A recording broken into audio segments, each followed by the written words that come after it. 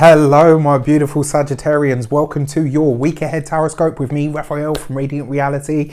It's an absolute pleasure to have you. Thank you so much for being here. Thank you so much for joining me. If you haven't already, please don't forget to like, share, and if you should so choose and it resonates, hit that subscribe button. If you are a continued subby, you know I love you for it. With that said, if you would like to book a personal reading with me, you can do so on the website address below. If you haven't got your seat for the winter solstice session, you can do that in the link in the description box below. And to let you know, I have finally finished, and it was a complete labour of love and a little bit of stress at certain moments. I have created a 2020 quarter document for you, a 2020 quarter calendar. So I'm going to release one every quarter of the year. This one is already ready and available for purchase. It is a daily tarot card pull, a write-up of what that is. It is a talk about the full moon and the new moon for each month, so January, February, March. A big write-up about the Saturn-Pluto conjunction and what's coming up there, and all sorts of other little tidbits and wonderful stuff. If you love the retrograde survival kit, you are going to go nuts for this. You can get that in the description box below.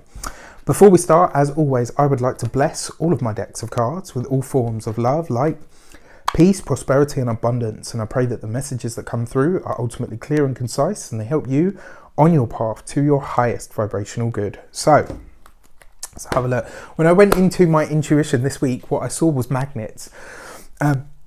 And they were going, you know, like that sound that you think of when you think of magnets or electromagnets and stuff. And the word that I heard was magnetism.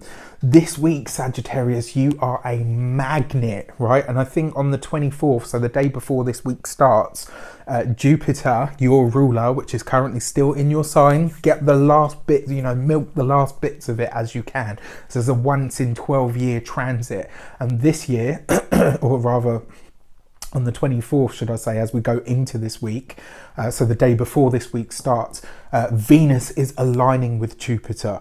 This creates, it makes you more beautiful, it makes you more magnetic, it makes you more alluring and sensual.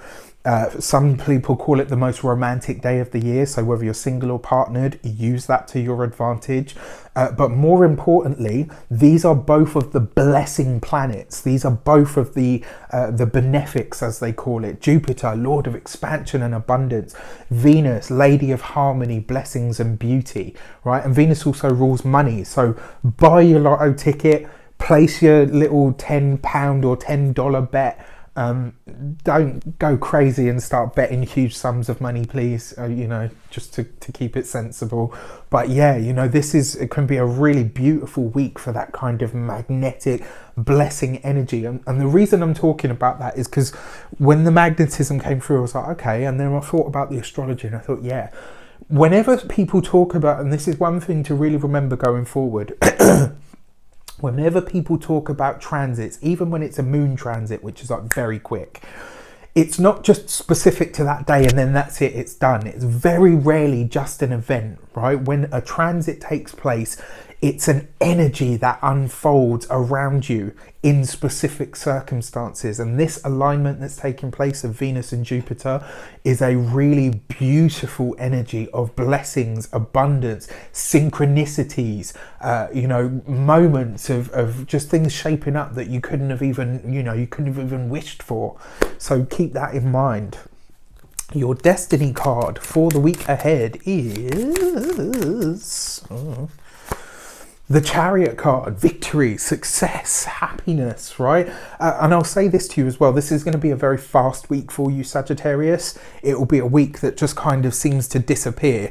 And because it's, you know, time flies when you're having fun. When things are good, they tend to go really, really quickly, right? That whole theory of relativity of Einstein's really works in that respect. You know, when things are difficult, time seems to really slow down, and when things are going great, it seems to just disappear quickly. So keep that in mind.